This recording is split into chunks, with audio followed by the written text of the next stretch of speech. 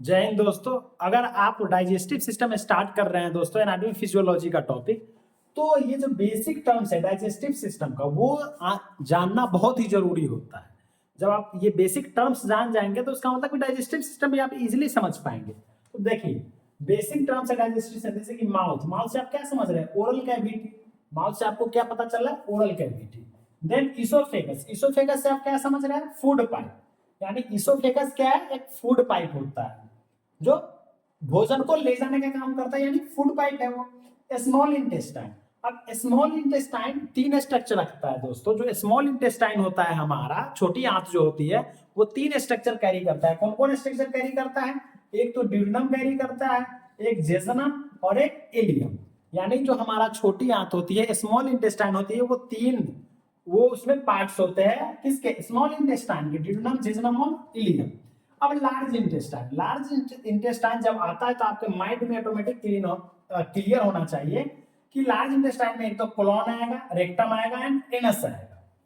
यानी कि अगर लार्ज इंटेस्टाइन बोले, लार्ज इंटेस्टाइन पढ़ना स्टार्ट किए तो उसमें भी तीन स्ट्रक्चर कौन कौन आ जाएगा? कोलन आ जाएगा, रेक्टम आ जाएगा और एनस आ जाएगा। इसका जो पार्ट्स है वो हम जो भी उसका पार्ट्स है उसका अलग अलग नाम होता है, वो हम बाद में डिस्कस करेंगे।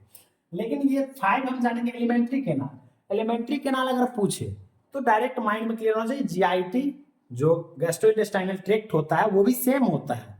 तो कहां से कहां तक होता है? Mouth to anus. अगर एलिमेंट्री कैनाल अगर बोले कोई तो माउथ टू एनस हमेशा समझ में आना चाहिए, माइंड में आना चाहिए। जो 6 है इंजेशन।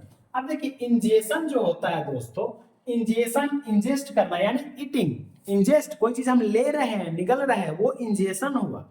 जो हम इंजेस्ट कर रहे हैं यानी हम ले रहे हैं, तो वो इंजेशन हुआ।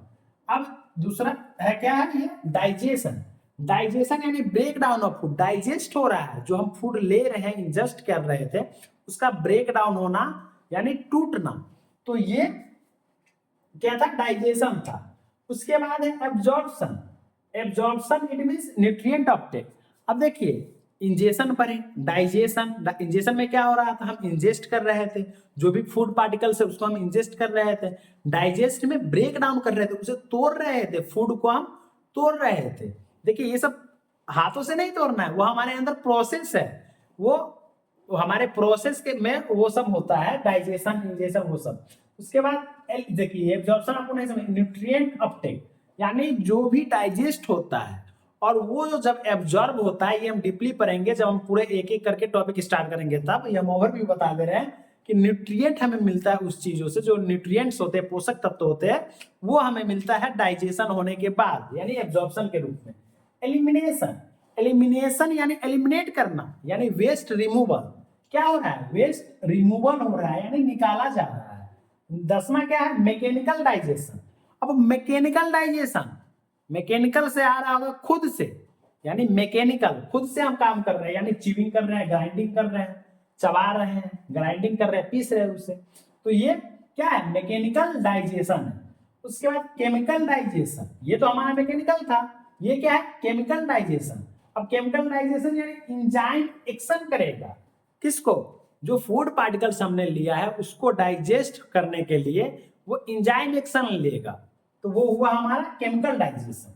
Then peristalsis. अब पेरिस्टाल्सिस क्या है? ये मस्कुलर कंट्रैक्शन। अब जो फूड हम लेते हैं वो पेरिस्टाल्सिस मूवमेंट के द्वारा ही जाते रहता है, एकदम आगे तक बढ़ते रहता है, तो वो पेरिस्टाल्सिस मूवमेंट हुआ। 13 क्या है? बोलस।